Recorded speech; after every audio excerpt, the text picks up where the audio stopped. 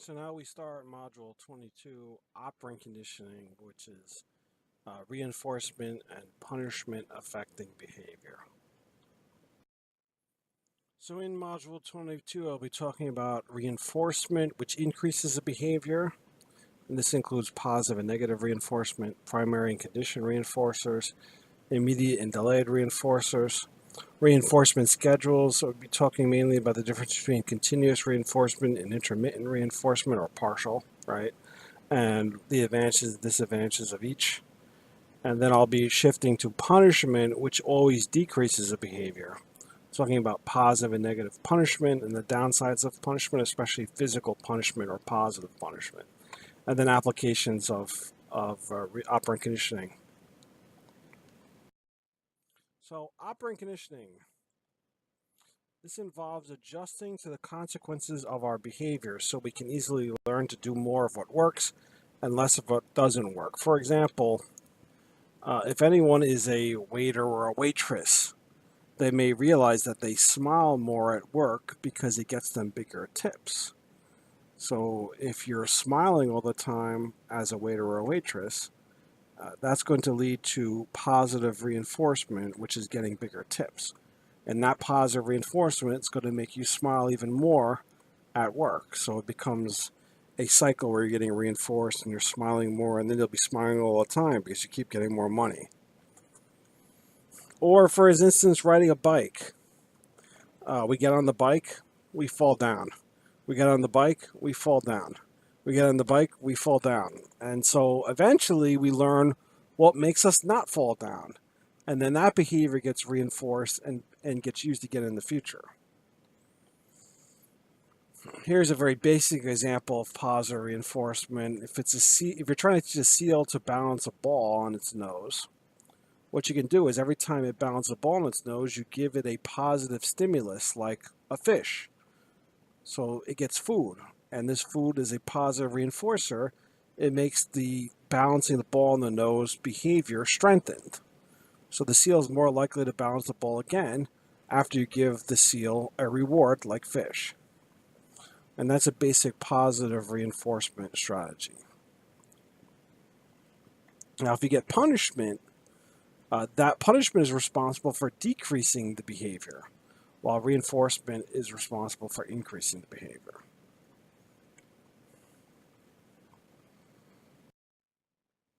Now, operant conditioning that was developed by Skinner, B.F. Skinner, was based on the work of Edward Thorndike. Edward Thorndike developed the law of effect. And the law of effect states that behaviors that are followed by favorable consequences become more likely, and behaviors followed by unfavorable consequences are to become less likely. And he realized this by using the famed puzzle box, where he put cats in a puzzle box, and they were rewarded with food when they were able to get out of the puzzle box. So they had to push down a certain number of levers in the correct order to get out of this box. And what Thorndike realized is that after cats got reinforced with food, it took them less and less time to escape the box with repeated attempts. And that's because they kept being reinforced, and every time they were reinforced, they engaged in that same behavior that got them out of the box faster. So at the beginning, it took them about 4 minutes to escape. By the 20th trial and getting rewarded every trial, they were down to about 30 seconds. So an effective way to perfect or increase the behavior is giving a positive reinforcer. And that was the law of effect. Behaviors that are followed by favorable consequences become more likely, and behaviors followed by unfavorable consequences become less likely. B.F. Skinner built off of Edward Thorndike's law of effect, and he started answering more advanced questions. For instance, how can we more carefully measure the effect of consequences on chosen behavior? And what can creatures be taught to do by controlling consequences? And he worked a lot of times with pigeons. And by using a reinforcement and a principle that we'll talk about called shaping, he was able to get these pigeons to do some really interesting things, like guiding a video game missile with their beaks, moving the the little controller to guide the video game missile on the screen, and he reinforced them, gave them a reward every time they got better or they got close to doing what he wanted them to do with the video game missile. And he also trained them to play ping pong, obviously not with their hands, but with their beaks. He would have them hit the ball, ping pong ball, with their beaks, and every time they were successful at doing that, he would give them a reward, and that made them better at hitting the ping pong ball with their beaks. He also varied their reinforcement schedule. So sometimes he gave pigeons a reinforcer every single action that he desired, or every desirable action. And sometimes he only gave it certain times, and he wanted to see what difference would it make if I varied how often that he gave the reward. And we learned a great deal from the work of B.F. Skinner. B.F. Skinner used something called the operant chamber in many of his experiments. And this is what the operant chamber looked like. It's also called the Skinner box. You'd have a mouse or a rat in the box, and you have a bar that dispensed the food pellet or something desirable, right? The food pellet here would be a positive reinforcer, but you could vary the value of the reinforcer, the desirability of the reinforcer, and see what kind of effect the value of the reinforcer had on behavior. And he would train the mice or rats to press the bar to get the positive reinforcer. That's the reward. And in some cases, he wanted to see how often does the mouse push the bar. Is the mouse pushing the bar at a steady rate? Is the mouse pushing the bar at a very accelerated rate, or at a very slow rate? And how does this change when I change up or mix in different types of reinforcers? So for a regular food pellet, the rat would respond at a fairly regular schedule of pushing the bar whenever they were hungry to get the food pellet. If you change this up and you change the food pellet to, say, cocaine, right? Cocaine has much more value as a reinforcer than a food pellet. So the rat will speed up greatly, or the mouse will speed up greatly, pushing the bar. And they'll push that bar constantly to the point of exhaustion because the value of the reinforcer is increased, right? Cocaine has a much greater value than an ordinary food pellet. And he also looked at how often you give the food pellet or how often you give the reinforcer, and how does that affect the bar pressing behavior. And we learned the difference between continuous versus partial reinforcement this way. So reinforcement is always increasing a particular behavior. Regardless of whether it's positive or negative, reinforcement means the behavior is increased. Positive reinforcement means adding something desirable to increase a behavior. For example, warmth. Negative reinforcement means taking something negative away to increase a behavior. For example, removing the cold by putting on a coat. So if you're cold and you put on a coat, right, the cold goes away. The cold is diminished. So you are negatively reinforcing that. So let me give examples of both positive and negative reinforcement. A good example of positive reinforcement was the cookie example you saw in Module 21. You give a small child a cookie or a reward every time they said the word please. That's a positive reinforcer because they're getting something desirable, which is the cookie, and that's increasing their behavior, which is saying the word please. A good example of negative reinforcement is painkillers. And this is one of the problems with painkillers and why they can be addictive or they can lead to dependency for certain people. If you're in pain, you take a painkiller. That painkiller reduces or ends the pain state that you're in. It takes away the pain. So it's removing something unpleasant. And therefore, it's negative reinforcement. You're taking something unpleasant away, the pain, and the next time you're in pain, what you're going to do? You're going to go reach out for the painkiller again because it removed a negative state, an aversive state, the pain. So every time that you're in pain, you take the painkiller. It makes it more likely in the future that you're going to take the painkiller again because you want to remove that unpleasant state. That's negative reinforcement. Another example of positive reinforcement is getting paid for your job. For example, performance bonus. You work really hard sometimes, not so much these days, but it used to be the case where you got a performance bonus. You got some money, a monetary bonus. And if you got that monetary bonus, that would probably make you work harder the next time because you wanted to get another monetary bonus. You wanted to get more money as a bonus next time. So you're adding something positive. Money is a positive thing. You're getting it. It's making you work harder. So you get the bonus in the future. Another example of negative reinforcement, let's say that you're really anxious. And so you go for a long run. And so when you go for a long run, that reduces your anxiety state. And so the next time you're anxious, you're more likely to go for a long run because you want to remove that anxiety. That's negative reinforcement. You're removing the anxiety, and that's making you go exercise or go for a run, whatever, is your desired mode of exercise, because it reduces that anxiety state. So you're more likely to go exercise in the future. So positive reinforcement is always adding something desirable to increase a behavior, and negative reinforcement is always removing something negative or undesirable to increase a behavior. Both of these are to increase a behavior.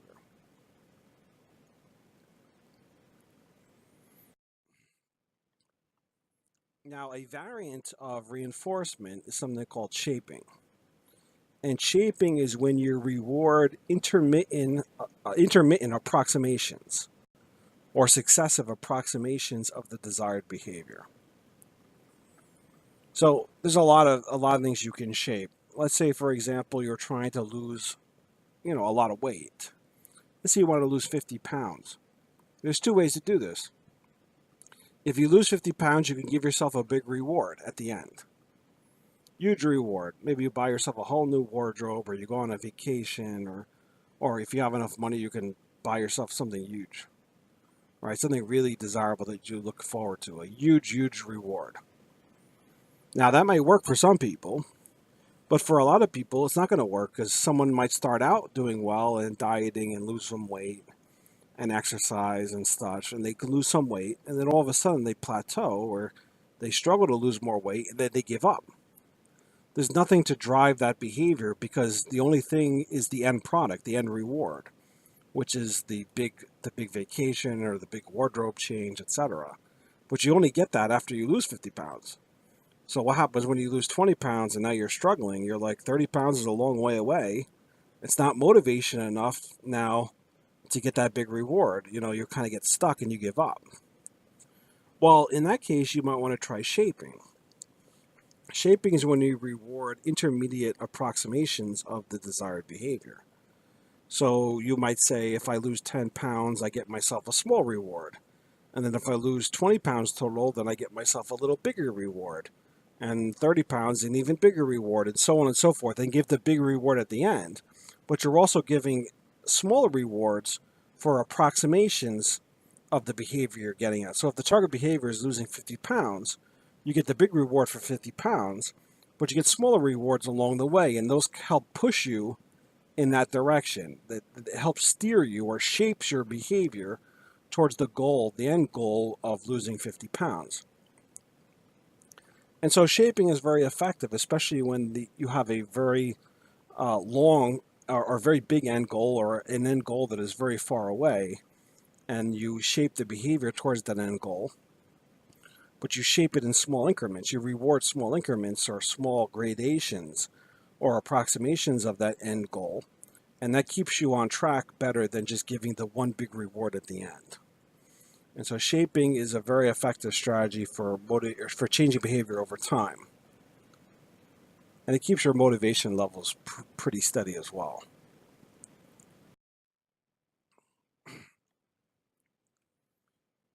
Now, reinforcement is not always a good thing.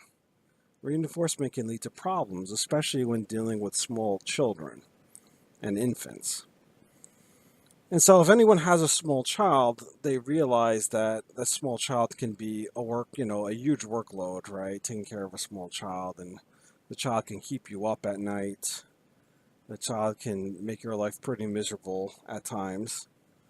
What happens to the child that's screaming and yelling when you're out at the store that they want a particular toy, and you say no, and they start screaming and yelling, and they throw themselves on the floor, and they throw a temper tantrum, and they're embarrassing you, and you're tired because you worked all week, and let's say it's a Friday night or a Saturday, and you're just exhausted, and you just want it to end. And so what do you end up doing? You end up getting the toy. So the child doesn't throw the temper tantrum, and this sets up a cycle of mutual reinforcement that leads to basically your destruction in the long run, if you want to think about it that way. So what happens is the child throws a temper tantrum, and you give in, and you give them a toy or something they want, and you're positively reinforcing their behavior.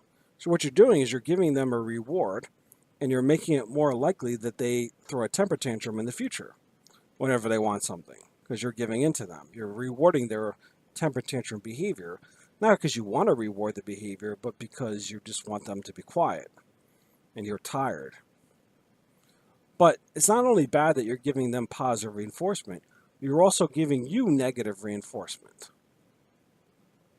So what's happening is you're being negative reinforced because the child is screaming and yelling, screaming, yelling, yelling.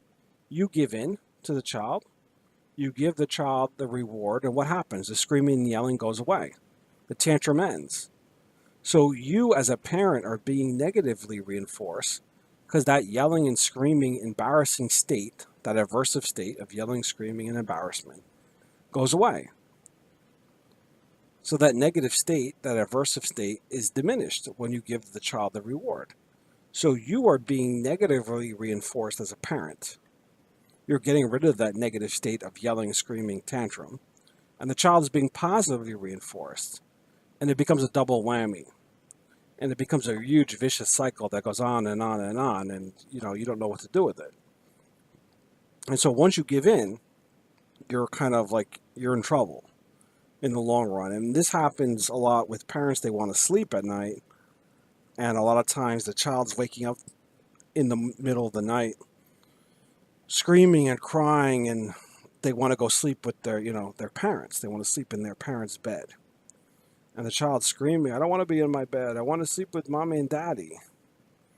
And now it's like 3 o'clock in the morning. And let's say that, both parents are working and they have to get up in the morning and they're exhausted. And so they could either leave their child in their own bed, screaming and yelling. And that screaming and yelling can go on for a long time. And the parents will not get any sleep. Or they can put the child and take the child back to their bed.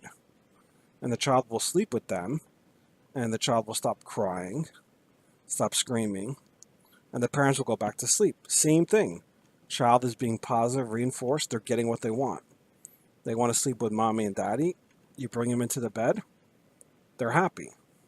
So next time, they're going to throw a temper tantrum because they know that's one way of getting to sleep with mommy and daddy. While mommy and daddy, on the other hand, the child is being quiet, so they get to go back to sleep. So that's a negative reinforcer for the parents. Child shuts up. Parents go back to sleep. They have to go to work in the morning. They feel better.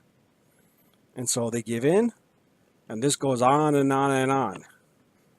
And then once you start giving in, the child keeps crying to get what they want. The parents keep giving in because they want some peace and quiet.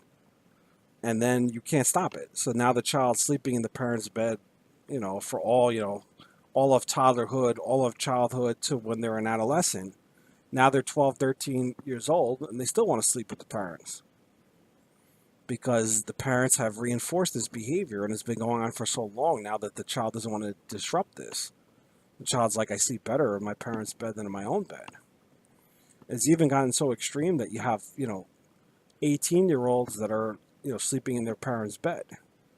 In some cases, the parent just hasn't said no.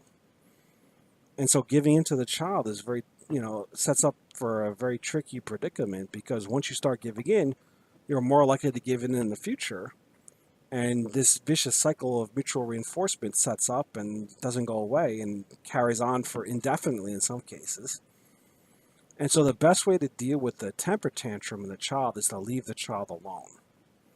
If you leave the child alone, eventually the child will stop. And you will not reinforce the child, and you will not reinforce yourself. And as the child gets older, they're going to be less likely to throw a tantrum. They're going to be less likely to ask to sleep in your bed. And they're going to be much more behaved because these poor behaviors are not being reinforced. It's hard to do. It's painful. But in the long run, this is the best way to do it. Leave the child alone. Do not give in to the child's demands.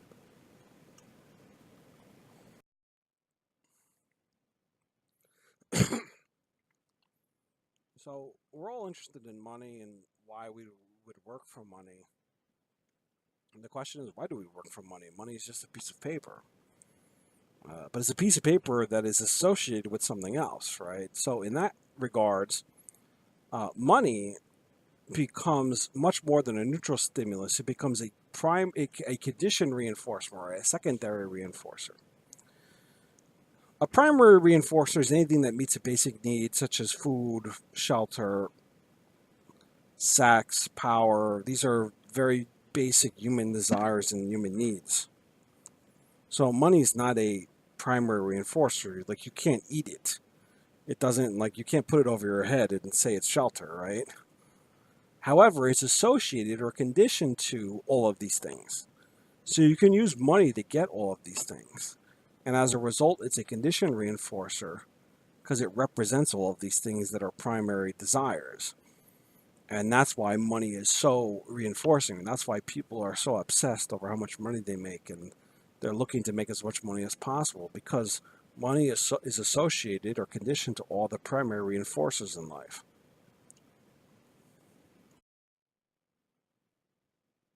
So once again, the question is, how do we reinforce and how often should we reinforce? Should we give a reward every single time, which is called continuous reinforcement? Is that even best for the organism that we're reinforcing? While there's different schedules of reinforcement, and there's advantages and disadvantages of these different schedules. The first schedule is called continuous reinforcement. You give a reward every time the target performs the desired behavior. And so what continuous reinforcement does is it changes the behavior really quickly. So if you want someone to change their behavior quickly, you give continuous reinforcement. The problem with continuous reinforcement, as I mentioned in the last module, is that eventually the organism becomes tired of it. They just don't care anymore. It loses its value. The reinforcer loses its value if you give it continuously. And so the organism stops responding because it says, okay, I have enough of these rewards. Why do I want more? So a way to get around that is to not use continuous reinforcement, but to use partial or intermittent reinforcement. And this is when you give the reward only some of the time. So the organism makes the desired behavior or displays the desired behavior that you generally reward, and you decide to give the reward sometimes, not all the time. So the organism doesn't know when they're getting rewarded. As a result, they're going to keep performing the desired behavior. They can never get tired of it because they don't know when they're getting it. They might get it, so they're going to keep doing it, right? I mean, this is kind of the phenomenon of playing the lottery. I always say the lottery is a tax on people that can't do math. And I'm pretty much anti-lottery, but I know plenty of people that just love the lottery. The Powerball jackpot. If you figure out the probability of winning, I just don't see how any rational human being would ever play the Powerball jackpot. Right? But along the way, people have been playing the lottery, sometimes for many years, sometimes their whole lives. And occasionally they get rewarded. They win occasionally. They might have won once or twice in their life. And that partial reinforcement is enough to keep them buying lottery tickets every week for the rest of their lives. Because there's a chance they're going to win. Hey, you never know. That's even a slogan for the New York Lottery. Hey, you never know. That means, hey, you win one. You can win once. If you win once, maybe you'll win again. But you can't play it. You can't win unless you play. So keep buying that lottery ticket. And the same phenomenon occurs with gambling. You play the slot machine. You win one time. That one reinforcement is enough to keep you playing over and over again, and most likely to give all your winnings back to the house, back to the casino, which many people do. They win a little bit and they feel like they're on They're on a hot streak. Remember I talked about finding order in random events or seeing order in random events. They think they're on a hot streak. They keep giving it back, right? They give all that money back in the end because they keep losing afterwards. But that one or two times they won, that partial reinforcement is enough to really keep them performing that behavior. And so the best way to keep someone performing a behavior is only reward them sometimes when they successfully perform the behavior, and that's partial or intermittent reinforcement. So if you want to change a behavior quickly, continuous.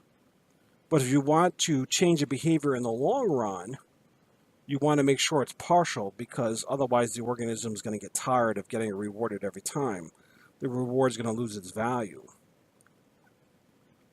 So probably the best strategy for making behavior long lasting is start with continuous reinforcement at the beginning and then switch over to partial or intermittent reinforcement afterwards, and then stay at partial or intermittent. That's probably the best strategy for changing behavior in the long run. Start continuous and then change over to partial or intermittent.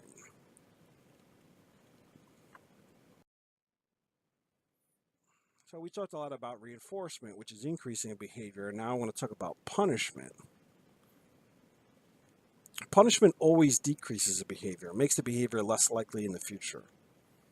And there's two types of punishment: positive punishment and negative punishment. And it's, you can't really look at positive as good and negative as bad, because that's an overly simplistic way of looking at it. Positive just means adding something, and negative always means taking something away, whether it be reinforcement or punishment. Positive always means adding something, negative means taking it away. So in the case of positive punishment, you're adding something unpleasant, like physical punishment. You're physically hitting the child. So all forms of physical punishment would be termed positive punishment. And like I said, there's nothing positive about it. Think of positive as adding something. In this case, adding something unpleasant. Now, some people might think positive punishment is effective, that you can hit a child or spank a child. And, I heard all kinds of things about, parents throwing shoes at people. I had one student tell me that his mother threw an iron at him.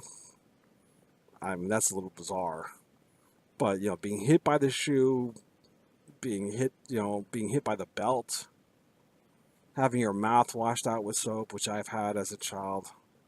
I've been hit with the belt as well. I don't see it as being something that leads to long-term behavioral change.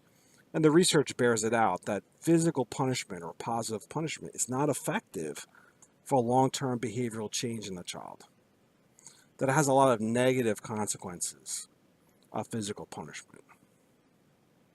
So that spanking and stuff, you might think that, it works well, might have worked well for you as a child, but the research doesn't bear it out. And there might be a cultural component of this as well. So in some cultures, maybe it's more effective than in others. But overall, the research shows a negative consequences of positive punishment. That it's not effective. It may change behavior in the short run, but not in the long run. And it also causes problems with the child's development. So it has a long-term negative impact on the child that gets physically beaten. Negative punishment, on the other hand, is taking away something pleasant or desired. For example, no TV time, no computer, or God forbid, no cell phone. You're taking away something pleasant or desirable to decrease a behavior. So if your child is talking back to you as a parent or cursing at you as a parent, you want to stop this. You could do two things. You could hit them. Research shows that's not effective. Or you can take something away from them that they like. Research shows that's much more effective. So take that phone away from them. Right? What will they do without a cell phone? Smartphones rule the world these days, especially among millennial generation. You take that away from them, well, it's going to get their attention. And it's not going to have the negative long-term outcomes that a physical or a positive punishment may have. So once again, positive punishment is physical punishment, adding something negative, like spanking, like hitting. And negative punishment taking away something desirable to decrease a behavior, like a cell phone. Negative punishment has been shown to be more effective in the long run than positive punishment.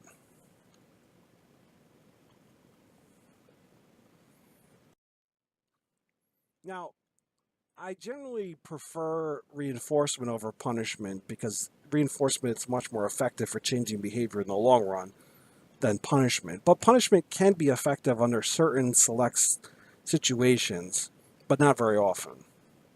So punishment works best when it's done in a natural setting, such as, reaching that hot stove. You touch that hot stove, it burns your hand, you pull your hand back right away. You learn, you've been punished. The stove has punished you. You learn that you're not supposed to touch that hot stove because you got a burn. Your hand goes back automatically. That's effective. That's an effective natural punishment. But that's much more effective than punishment dished out by parents to their children. So, if punishment is immediate and certain, in the case of touching a hot stove, it's immediate and it's certain, right? You're being punished for touching that hot stove. It's effective, but most behavior doesn't fall into that circumstance. And people would argue the death penalty is an effective punishment. It saves lives, as George W. Bush would say multiple times, that I believe in the death penalty because it saves lives. And having been the governor of Texas, he had the highest level of executions in the country. Well, we all know the death penalty is nothing, there's nothing immediate about the death penalty, because with all the appeal process, the death penalty can take up to 10 years to be administered, so that's definitely not immediate. And there's nothing certain about it either. I mean, with today's DNA evidence, it's gotten better, but before DNA evidence, you had wrong people put in jail for life sentences, and probably innocent people being executed. This is before DNA, and DNA wasn't available to the mid-90s. Before that, it was, pretty much, eyewitness testimony, and eyewitness testimony is not accurate, as we'll talk about when we get to memory. So a lot of situations in which punishment can be effective doesn't apply to most of the behavior that needs to be punished.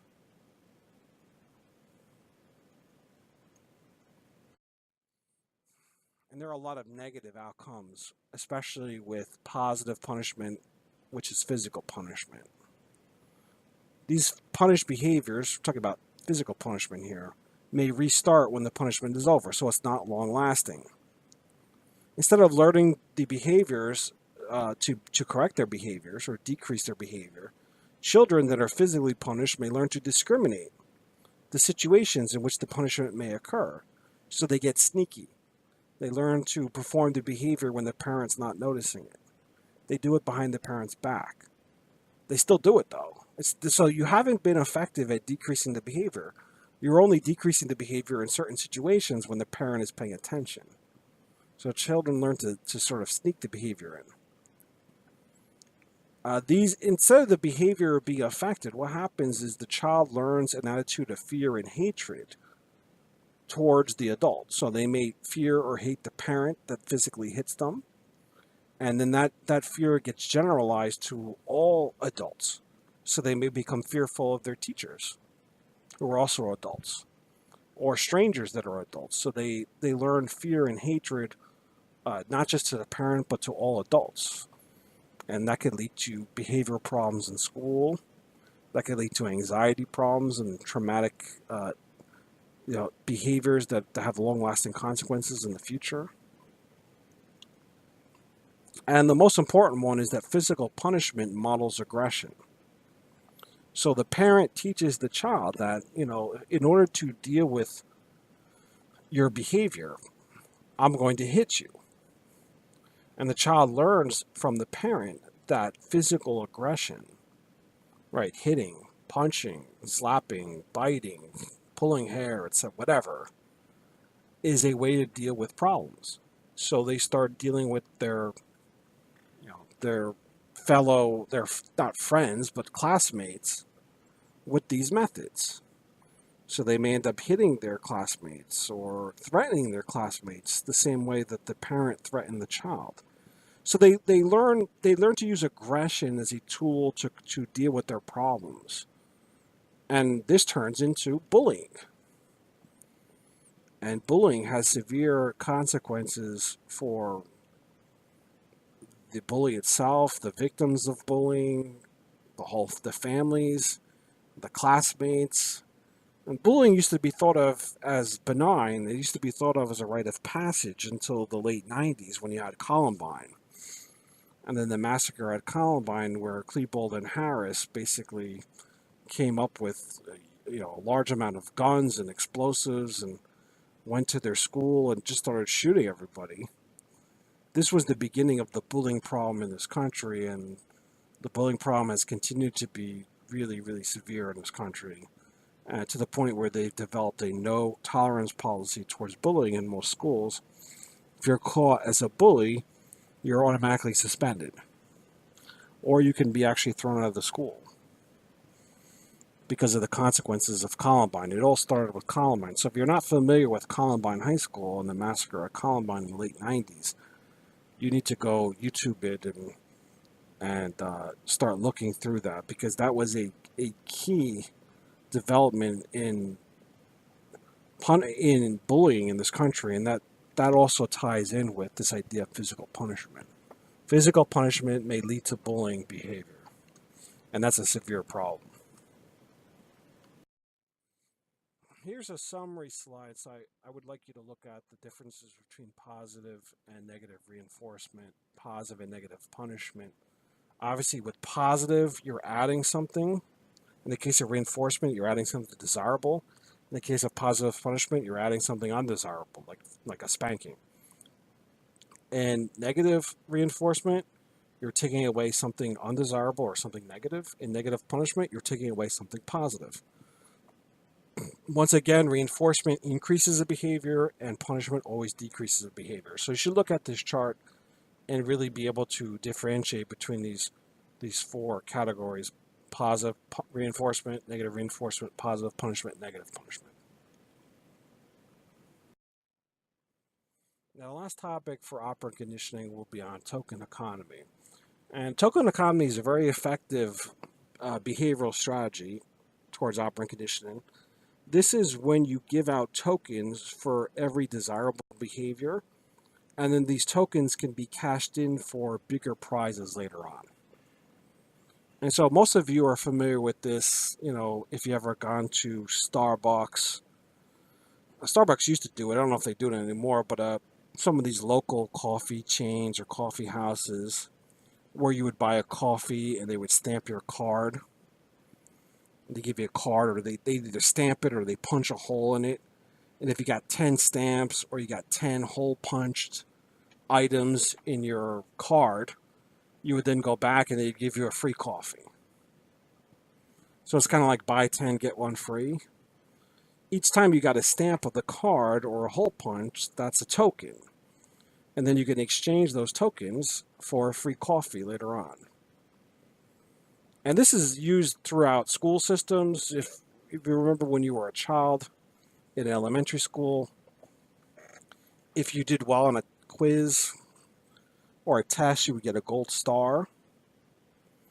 And then let's say you got 10 gold stars, you could then trade in those 10 gold stars for like a free homework day, or like a free or some free pencils or erasers or something cool that your teacher would give you. So you could just gather all those tokens, which were the gold stars, and then trade them in for something desirable. And it was always something fun to look forward to.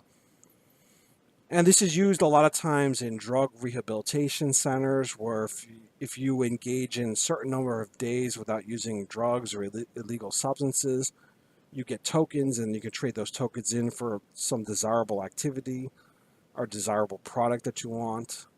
And it works very well, not just in the school systems, works well in rehabilitation centers. It's a very effective strategy. I mean, my best example for token economy is that when I was little, I used to like going to the arcade. And, I'd go to the arcade and I spend all my father's money, right? Because you get like those tickets in the arcade. And you gather up all those tickets. and then you can gather up those tickets and cash them in for like prizes at the prize table. So I spent days and nights in the arcade, especially in the summertime, playing all these games and getting a ball, wasting all my father's hard-earned money, and cashing in for the prizes. And I remember I wanted this plastic clock. Now the real value of the plastic clock was probably $10. That's probably how much it cost. But to me, when I was a kid, it was like priceless. It was just this amazing plastic clock that I was like, wow, I want this plastic clock. And it was a plastic basketball. It had like a basketball court on it, and I was really into basketball, and I wanted this plastic clock. And it was something like 50,000 tokens, 50,000 points. And every time you played one of the games, you would get like 10 points. So you can imagine how many games you had to play to get 50,000. So I saved up. I think I saved up for a couple of years, and I kept going back to the same arcade every summer with my parents and spending God knows how much of my father's money. And eventually, I was so excited. I kept playing. I kept wanting to play because I wanted this clock, and it was 50,000 points. And I was just like a little more, a little more, a little more, and eventually I got it, and I was so happy. It was so rewarding. But the fact that I was getting points, tokens, and I was exchanging them, that motivated me to keep going back. I would never have played that many games and kept going back if not for all these tokens that could be added up to the big prize at the arcade. And so it was a really strong motivator, and that's why these arcades make so much money because of token economy. Everybody is so like, I only need 3,000 more chips, 3,000 more points, and you'll keep playing and playing and playing until you get it, and you're just so excited when you win it. And that's what token economy. And token economy is very effective among children in a variety of different population. Very strong, positive reinforcement-based system for changing behavior. So that's going to conclude the operant conditioning chapter. I'll be back in module 23 for vicarious conditioning / observational learning. So I'll see you in module 23 soon.